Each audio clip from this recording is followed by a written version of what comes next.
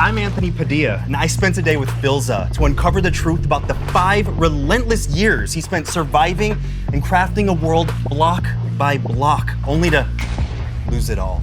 And how that single moment of failure catapulted his career to incomprehensible heights. He'll reveal how he went from making so little money, the government couldn't even tax him, to now supporting his entire family. And he'll address how the peer pressure to murder a main character in front of millions almost ruined him. Hello, Phil! Nice to meet you. By the way, this episode is sponsored by BetterHelp Online Therapy. Visit betterhelp.com/Padilla because sometimes existing is exhausting. Your story of how you exploded, I think, is incredible because it began with devastating failure. Yeah. You were playing hardcore Minecraft, meaning that if you die in the game, that is it. That is a permadeath. And you spent 5 years on this one single playthrough. Yep. And then a baby zombie. Yep. Took you out. Let me relive it. Sorry to give you flashbacks. But you had thousands of hours of gameplay on there. I'd spent a lot of time in it. It was mainly the only version of Minecraft that I liked playing. You enjoyed the high risk. Yes. The one wrong move and you were gone forever. Pretty much. It just made everything more significant. Everything I did, everything I made could just be gone in a flash. What did that feel like in that moment when you lost everything? Devastation, grief, and like disbelief, and then eventually acceptance, and like eventually I started like tearing up because I was like realizing like, oh shit, it's actually just gone. I feel like most people would consider that to be the biggest failure. In that moment, you actually gained recognition around the world. You were like memed like crazy. It was nuts because of everyone just spreading it and just being like, ha, it's pretty funny, but oh my god, that sucks. News companies picked it up, and I was on the BBC. My gran like called me afterwards, was like, well, I just saw you on the telly. I was like, yes, gran. What did that teach you about failure? You fail hard at something, the only way is up afterwards. If you give up, then what was the point of the failure? You don't learn anything, you don't get any better. At the time, I was just devastated. It's a necessary like part of growing and necessary part of just getting better. Do you have any idea how many hours you put into that specific I save can file? get you the It was a lot. Is it thousands? It was days of hours. So yeah, it was like thousands. It went up. I remember just being like, I can't believe that just happened. I wake up, go to work, come back from work, and then I noticed there's like a Reddit post that's gaining a lot of traction. One of my friends who was in the stream at the time clipped it on Twitch. And then someone else took that clip, posted it to Reddit. I think they posted it a live stream fail. And then after that, it just went and I was like, the views keep climbing. It's on 60,000. And then the next day it was on 100,000. And I was like, it's not stopping. Again, I kept waking up, going to work, coming home, and it was just like climbing and climbing and climbing. I think the BBC interview was the wildest because I was on national television. They wanted me to come down to the studio, and I was like, no. You're like, I'll stream. That sounds stressful. A lot of the news outlets just focused on how funny it was. Even the presenter of the BBC was like in disbelief when he was talking about it. He's like, you lost it to a baby zombie? I was like, yes. How did that start changing your numbers in terms of viewership, subscribers, all that? Slow at first. It was like a couple of hundred, and it stayed at a couple of hundred for a bit. It got higher and higher and higher when they realized I was going to keep playing hardcore and I was going to try and beat the next record. I was like, oh man, I should probably start uploading more content to YouTube as well. So in doing that, it also brought more people in. I made a montage of the 5-year world as well, which really popped off. I think that's sitting at like 20 million views or something. Damn! I think making that was the main kind of like jump off point. But if I hadn't have made that montage, I don't think it would have gotten shared as much as it did. What was your childhood like? I think kids growing up now do spend a ton of time playing video games. Oh yeah. But the difference was back then when I was younger, it was just a very solo thing. And I just did not want to go outside or play with anybody. Like, I remember my mum being like really worried about me. She was like, he's not going to grow up like with any friends, he's going to have like social anxiety, all this stuff, which I kind of did. But besides the point, I was just all about video games. And I liked just the control and like the basic sort of like, I can do this and get good and just grow from there pretty much. Was there a reason that you avoided interacting with other kids? Other kids just scared me. I was just always worried because I got bullied a lot when I was younger, to such a point where I got moved out of my school to a new one. Back then I had like super blonde blonde hair, and I stood out like amongst everybody who had like brown and black hair, and I was very pale.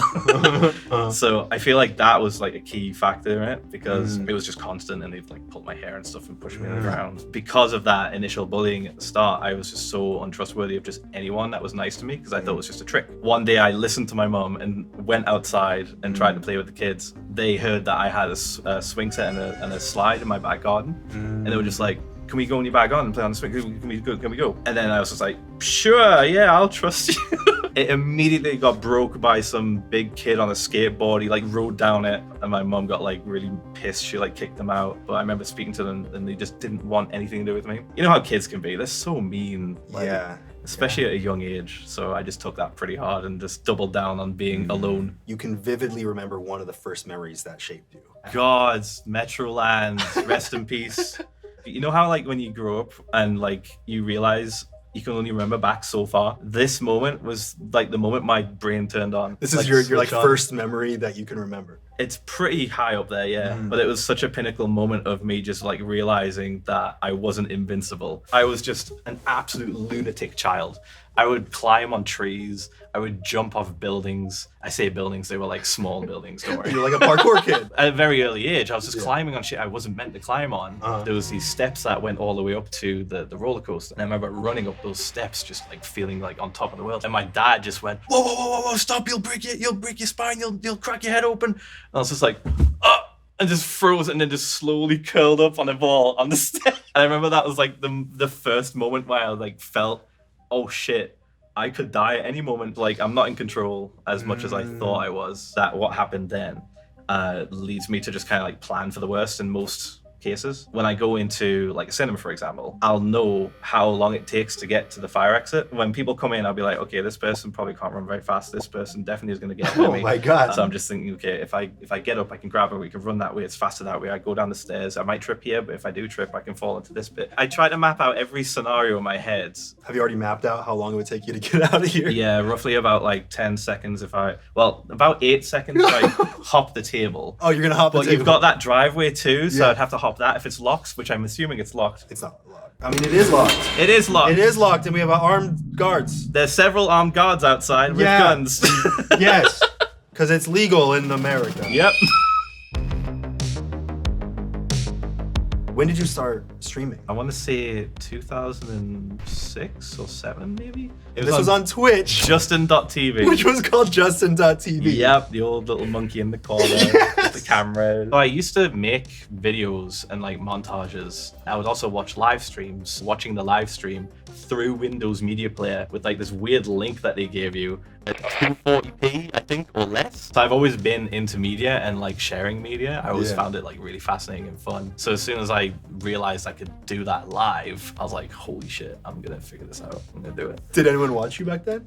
Barely, like 1 to 2 people maybe. And then like eventually, the more I did it, the more friends I'd made would join and just kind of like hang out and just be like, oh, Phil's streaming, I'll just see what he's up to. What drew you to live stream? Was it feeling like you were with friends? The live interaction with chat, being able to see like some of my friends like respond and stuff to funny things that happened, and also just kind of having like some sort of a catalog of just stuff that I did. Like anything cool I did on a game wouldn't just be for me anymore. I could share it. Video games were kind of a form of escapism. What were you escaping from? Just reality, pretty much. I was so bored of it. Just Like, reality's too yeah, boring. school, like just having to walk places.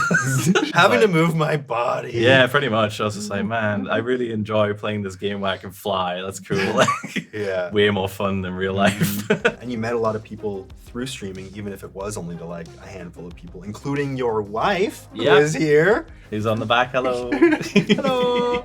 Oh, and by the way, this episode is sponsored by Surfshark VPN, an app and browser extension that lets you virtually place your computer or your phone anywhere in the world and allows you to access the internet as if you were there instead. But why would you want that? Let's say you are in a very particular mood after watching this episode and you want to watch some Minecraft story mode. So you open up Netflix and it's not streaming in your country. Don't worry, I got you. Change your location to the UK where it is available. And more animated, plot-driven Minecraft than you ever knew existed. Surfshark also adds an extra layer of security when you're online by encrypting all the information sent between your device and the internet, helping to keep all your passwords and your data safe on an unlimited number of devices with just one account. By the way, they offer a 30-day money-back guarantee, so the only risk you run is that you like it too much and you won't be able to exist without it. So visit surfshark.deals/Anthony or scan the QR code on the screen to go support them, support us, and surf the web safely from anywhere. Now, back to the world of Philza. I was basically streaming Minecraft Hardcore, the 5-year world I lost, and she joined the chat and was just like, hey, what's up? Like, just wanting to like talk. I ended up taking her on a tour of my whole world at the time. She was in my chat specifically to learn about Minecraft because she used to work with kids, and like that was something that they were super interested in. So she wanted to know more about it to better kind of reward them for good behavior and that. And she was learning from you. Yeah, pretty much. And then you met up in person, the rest was history. Oh, dude, you skipped a huge. 10 days later. She kind of just became friends with like my friends at the same time, and then eventually we spent more time together as well, playing games. Like she was on my streams and stuff. We added each other on Discord, so I made like a little server for us just to hang out. Just for you two. I was like, I have this other server, but do you want to join this one? Just hang out and watch movies. Oh, oops, there's no one else here except us. I think our official first date that I can remember was not even a date on her end, but in my head I was like, oh my god, this is crazy. We're alone in a call and we're watching Tron Legacy. And then eventually, like later, I kind of confess. Rest is history.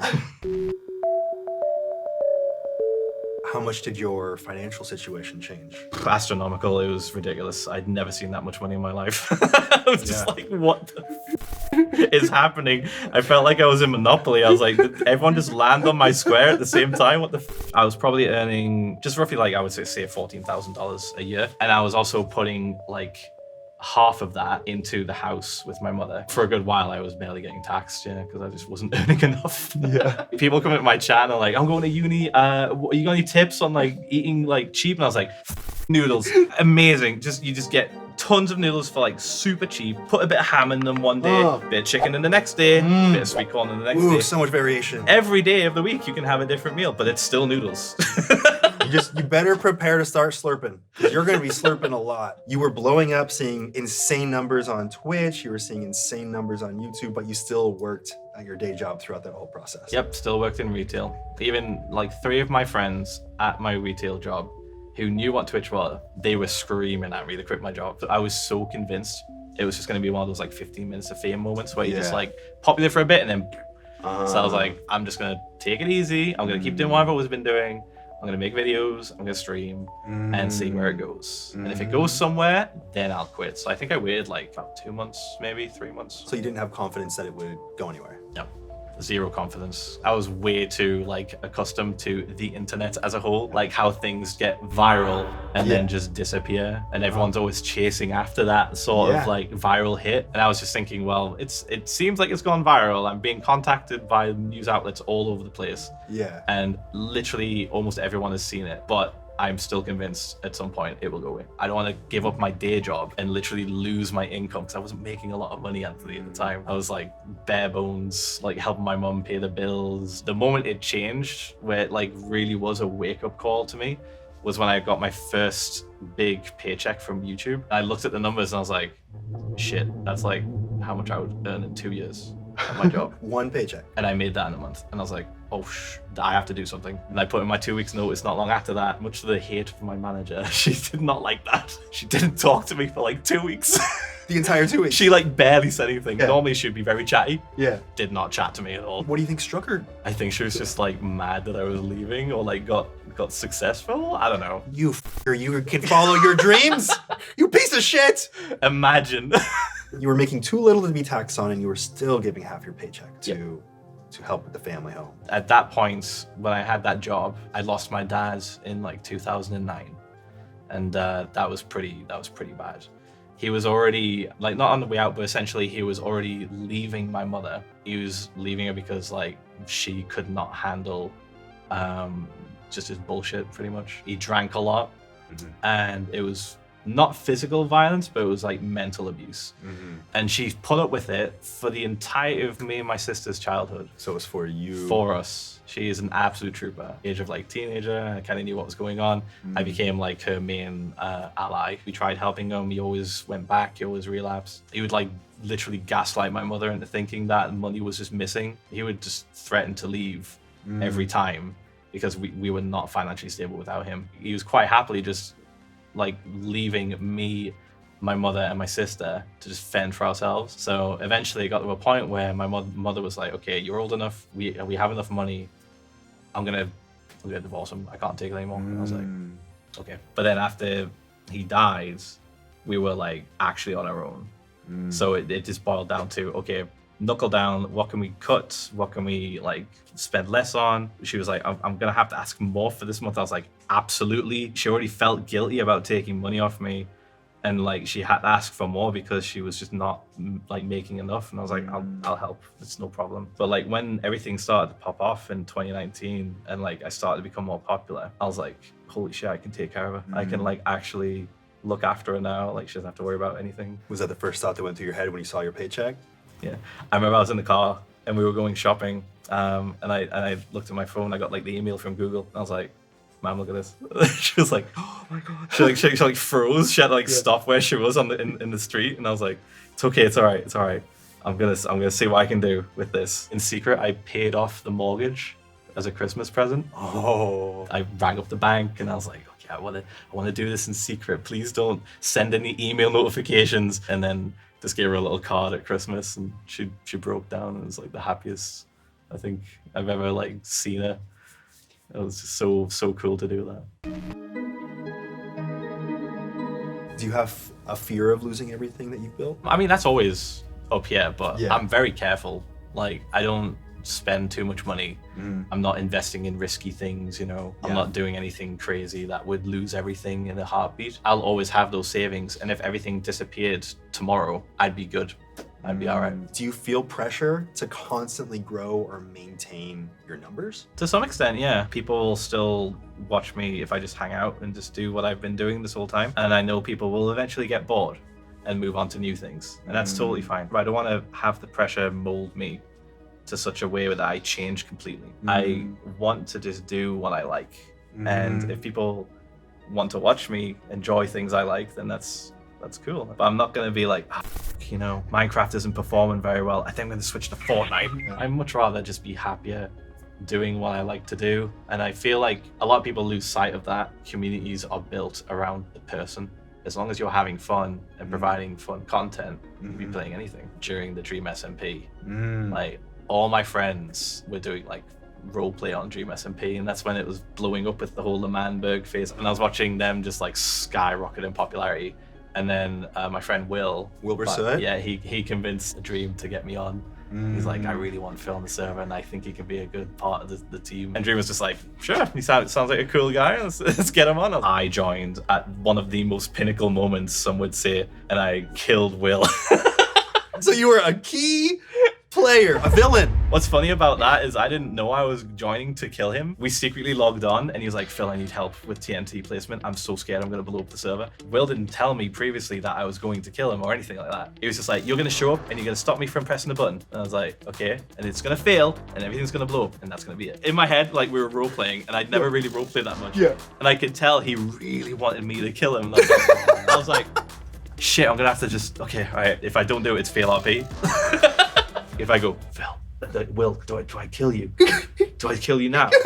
That's fail RP. So I committed. And he told me afterwards, he's like, Phil, that was great. I was like, man, you didn't tell me I was going to do that. He's like, better reactions, really, if you don't tell people. True. So all the cool. reactions to you killing him were real. Yep, nobody knew. What impact did that have on your viewership? So I went from like 2,000, 5,000 viewers to anywhere from 40,000 to 100,000. And I couldn't quantify the numbers. I was looking at it, I was like, that's not real. And I remember the viewership got so nuts. It started to get to me a little bit. I was like, shit, I need to not look at this number. And I figured out that you can click the button on OBS. If you click viewership, it just vanishes. Little tip for small streamers, by the way. You can just click this and hide it. Don't look at the viewer count. It will ruin you. So like whenever I was streaming and the viewership climbed and climbed and climbed and climbed, and I noticed it started to mess with me a bit. I was like really self-conscious. I was like, click it. So now just continue.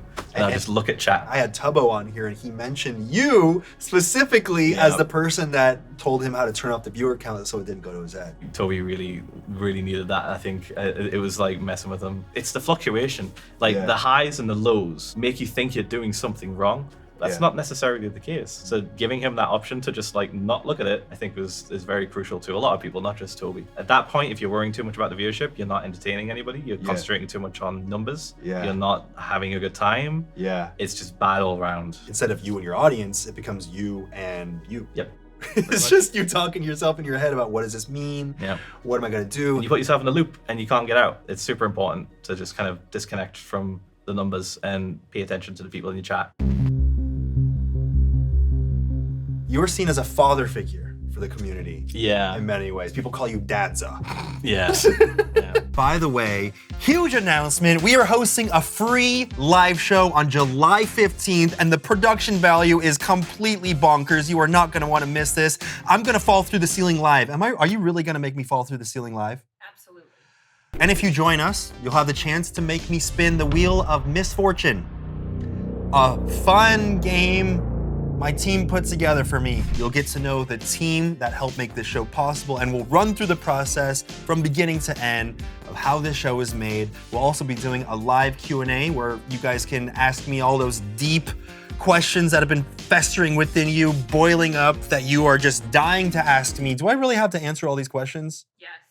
I am answering all your questions. And to top it off, we'll be unveiling our new logo live. Click the link down in the description below to get notified when that is happening. Now, back to the world of Philza. Do you see yourself as kind of a father figure for the community? A terrible father figure, but I mean, I swear all the time. Dude, it's so weird when like parents come up to me with their kids and like the kids are definitely too young to watch me. And they're like, oh, he watches you all the time, he loves you. And I'm like, I swear so much. I am constantly saying shit. I do it as a joke sometimes. Every sentence I have ends with and they're letting them watch. Okay, it's so I don't think I'm a very good father figure. I just give advice that is like what people sometimes need to hear. I think, you know what's funny, the reason why I get called that is Will, because I was just the older person of the group pretty much. I'm only 34, Anthony. Hey, we are the same age, okay? You talk shit about Phil, you're talking shit about me. It doesn't hurt, but It hurts a little bit.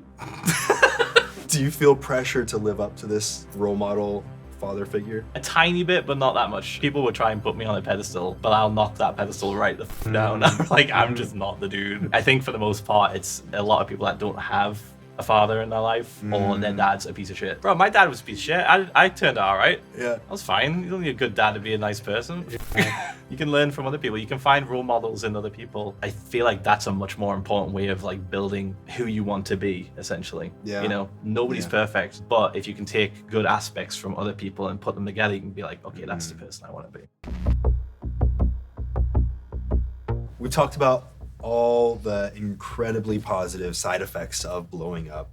Are there any negative side effects that you witnessed? When it comes to like viewership increasing, there's a lot of like hate that comes with that, because they think, why is this person popular? And I didn't really experience it all that much until I joined the Dream SMP. Just a huge amount of exposure. Yeah. With more exposure comes more eyes, and with more eyes comes more people that don't like you that much. It's just basic math. Like more people watching you, there's gonna be people that like you, but the people that don't like you also grows. You essentially get put on this giant pedestal of like, this person has to be perfect, otherwise they do not deserve anything. I try not to let it bother me too much, because it is such a small fraction of people. Right. And a lot of the time, it's people that don't even watch you.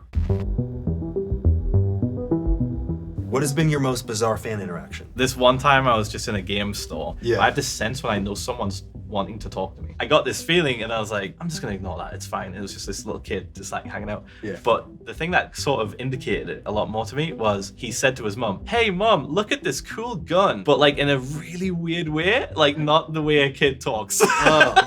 He definitely thought about that sentence a lot and repeated it. And like after about, I want to say like 20 seconds, he just turns around and just looks at me and just goes, hi Phil. I'm just like, hi mate. Yeah, like I get a shock. I'm just like, oh, it was very sad what happened to you in that cave with the baby zombie. Rest in peace. without missing a beat. I immediately just react to him. I just go, yes, that was very, very messed up. Thank you. I bowed back to him. Just you and this kid bowing to Yeah, each he's other like in the this back big. of a GameStop. He's like this big. We're just bowing to each other in the game store. Just like, what am I doing? So what's next for Philza? Do you have any big projects in the works? Nothing crazy. I'm pretty chill. I'm like, I'm quite happy just staying in my own lane, just like chugging along. I just enjoy like playing the game that I love and just like hanging out, talking to chat. Like, I don't want to do anything crazy. I don't have any huge plans. A lot of people feel like they have to have a huge, lofty goal that they're working toward, Yeah. and they're made to feel lazy if they don't. But in reality, isn't what we really want in life to be content? I think so. Yeah. I fully understand people that want to have lofty goals and they want to do like everything. I get it. But like, I'm fine. Like, I'm good. You mean you're good living in the moment as the I'm moment good. exists? Yes. I'm very happy in this moment right now. It's great. What is it about doing what you do that brings you the most joy? I get a lot of messages from people saying like, oh, I had a shit day, but like I turned on your stream and now I'm happy. And I keep telling everybody I'm just playing block game. Yeah. I'm literally just a dude behind a desk. But if I can provide a space for people to be safe, acknowledged, you know, feel valid and just comfortable, like that's an amazing thing. And I wouldn't change that for the world. That's just so cool. I spent a day with Philza, and one thing that really sits with me is his perspective that failure is an inevitable, necessary part of growth. Which makes me wonder, how many of the things in my life that I once considered to be catastrophic failures were actually the catalyst for the things that I now appreciate most?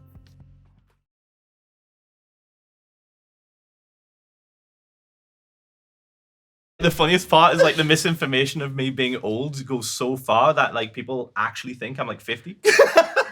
Like, it's gotten that bad. People will have this sudden realization that I'm not 50 and be like, what the fuck? Wait. I see when your name is brought up, old. Yeah, it's just a meme at this point. It's probably just the 12-year-olds too. Anyone over the age of 20 when you're 12 is old. True. It's really weird when you pass the age in which your parents gave birth to you. Oh, I One of don't your want to think parents. about that. Oh, Yeah. God. Anthony. Yeah, I know.